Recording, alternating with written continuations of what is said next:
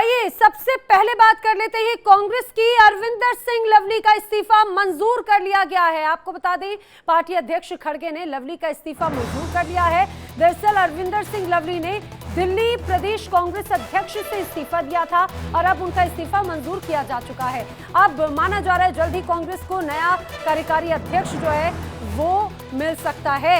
और जो जानकारी सामने आई इस्तीफे को लेकर, बताया ये गया कि दिल्ली में आम आदमी पार्टी और कांग्रेस के गठबंधन से अरविंदर सिंह लवली नाराज थे और उन्होंने इस्तीफा दिया। उसके बाद में उन्होंने ये तमाम बड़ी बातें कही थी। उनका कहना था कि जिस कांग्रेस को ही टारगेट करते हुए आम आदमी पार्टी का गठन हुआ, आम आदमी पार्टी ने भ्रष्टाचार और कांग्रेस को टारगेट किया था, उसी के ही साथ में अब कांग्रेस ने गठबंधन कर लिया। इस बात को लेकर वो काफी नाराज बताए जा रहे थे। हालांकि अब उनका इस्तीफा स्वीकार किया जा चुका है। इस्तीफे के बाद अरविंदर सिंह लवली ने कहा कि मेरी पीड़ा पूरी कांग्रेस कार्यकर्ताओं की पीड़ा है, मैं सिद्धांतों से समझौता नहीं कर सकता, ये अरविंदर सिंह लवली ने कहा। उन्होंने कहा विकास कामों पर आम आदमी पार्टी को क्रेडिट नहीं दिया जा सकता।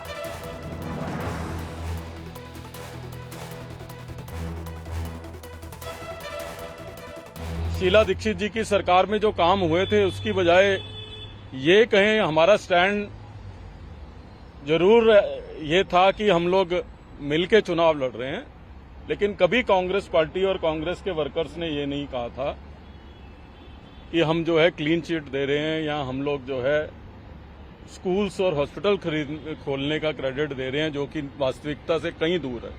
तो असूलों की और जो कांग्रेस का कार्यकर्ता दिल से महसूस करता है, उस पीड़ा को मेंशन करते हुए मैंने जो है अपना इस्तीफा भेजा है और मैंने अध्यक्ष पद से इस्तीफा भेजा है। मैंने दिल्ली प्रदेश कांग्रेस कमेटी के अध्यक्ष पद से इस्तीफा दिया है और मैं अपने तमाम कांग्रेस के कार्यकर्ताओं से मिलूंगा, बात करूंगा। कहीं किसी पार्टी को अभी ज्वाइन नहीं कर रहा हूं। अध्यक्ष से ऊपर कोई पद हो नहीं सकता।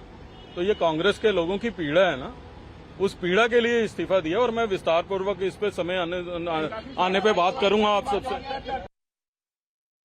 कांग्रेस के प्रदेश अध्यक्ष पद से इस्तीफा दिया है अरविंदर सिंह लवली को। आपने सुना है, उनका कहना है ये सिर्फ मेरी पीड़ा नहीं बल्कि लाखों पार्टी कार्यकर्ताओं की पीड़ा है। अपनी बात सही वक्त पर सही मंच पर जरूर आके रखूंगा, लेकिन आखिर ये किस तरह से सियासत और क्या ये कहा जाए कि अब कहीं ना कहीं अब ये कहा जाए कि मुश्किल में नजर आती है कांग्रेस, खासतौर से दिल्ली के लिहाज से। सीधे बात करते हैं, मेरे पॉलिटिकल एडिटर ब्रह्म प्रकाश इस समय मेरे साथ में जुड़ रहे हैं। ब्रह्म प्रकाश जी, जिस तरह से चुनाव का वक्त है, चुनाव के एन वक्त के समय अरविंदर सिंह लवली का इस्तीफा देना और अपनी ही पार्टी के शीर्ष नेतृत्व पर सवाल खड़े करना इस गठबंधन को लेकर, क्या लगता है इस पूरे सीन को लेकर क्या पिक्चर नजर आती है? क्योंकि कांग्रेस के कई नेता कह रहे हैं कि भाई ये तो आम आदमी पार्टी नहीं बल्कि बीजेपी के कहने पर अरविंदर सिंह लवली ने इस्तीफा दिया है और ये पूरा एक प्लेटफॉर्म सेट किया है। बिल्कुल, देखिए चुनाव के दौर में नैना और कांग्रेस पार्टी खासतौर से प्रदेश कांग्रेस दो धड़े में बंट चुकी है। एक तबका वो है जो प्रदेश के प्रभारी दीपक बावरिया हैं और उनके कुछ लोग हैं उनके समर्थन में हैं, लेकिन अधिकतर लोग जो हैं पार्टी के अध्यक्ष अरविंदर सिंह जो अभी तक रहे हैं उनके समर्थन में हैं। मैं आपको बता दूं कि तकरीबन 1 दर्जन से ज्यादा पूर्व एमएलए आज लवली के आवास पर पहुंचे और एक तरह से समर्थन जताया। इसमें शीला दीक्षित सरकार में जो मंत्री रहे हैं राजकुमार चौहान और हारून निशुम्भ, वो भी अभी लवली के घर पर पहुंचे और कुछ देर निकले हैं। तो कहीं ना कहीं चुनाव के दौरान इस तरह से कांग्रेस पार्टी में खैमेबाजी हुई है, इसका पार्टी को नुकसान हो सकता है, क्योंकि पार्टी ने पहले ये सोचा था कि आम आदमी पार्टी के साथ गठबंधन करके कुछ संभावनाएं जीत की बेहतर बनेंगी, लेकिन जिस तरह से पार्टी संगठन के भीतर ही एक दूसरे पर आरोप लग रहे हैं, बावरिया गुट लवली पर आरोप लगा रहा है, जबकि लवली खेमे के लोग कह रहे हैं कि जो कुछ हुआ है वो दीपक बावरिया के चलते हुआ है।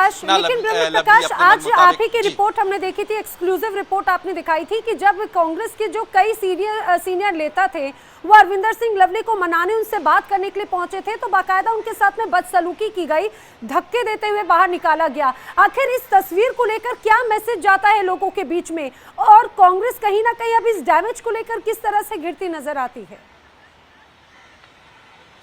बिल्कुल बिल्कुल, देखिए हमने इंडिया डेली के दर्शकों को वो पहली तस्वीरें दिखाई थी कि आसिफ मोहम्मद जो पूर्व विधायक रहे हैं वो लवली के आवास पर पहुंचे थे, लेकिन हुआ ये कि वो आरोप लगाने लगे सुभाष चोपड़ा पर, अरविंदर सिंह लवली पर कि वो साजिश रच रहे हैं। लिहाजा अरविंदर सिंह लवली के समर्थकों ने उनको धकेलना शुरू किया और तकरीबन 100-200 मीटर तक उनको यहाँ से धक्का देते हुए बाहर निकाला। तो यहाँ पर कांग्रेस कार्यकर्ताओं और आसिफ मोहम्मद खान और उनके समर्थकों के बीच कहें कि एक छोटी सी झड़प भी हो गई है, क्योंकि आसिफ मोहम्मद आरोप लगा रहे थे कि जो है रामवीर सिंह बिधूड़ी जो बीजेपी के उम्मीदवार हैं उनके फार्म हाउस पर एक बड़ी साजिश रची गई है, जिसमें सुभाष चोपड़ा और अरविंदर सिंह लवली समेत दूसरे कांग्रेस नेता हैं। तो आसिफ ने जैसे ये आरोप लगाए, अरविंदर सिंह लवली के समर्थक भड़क गए और एक दूसरे के साथ नारेबाजी हुई और उसके बाद ये मामला सामने आया। तो जैसा मैं कह रहा हूं कि अब आरोप एक दूसरे पर लग रहे हैं कि कौन पार्टी के खिलाफ साजिश रच रहा है, लेकिन अंदर खाने में यही नाराजगी चुनाव के वक्त में किस तरह से दिक्कत देती है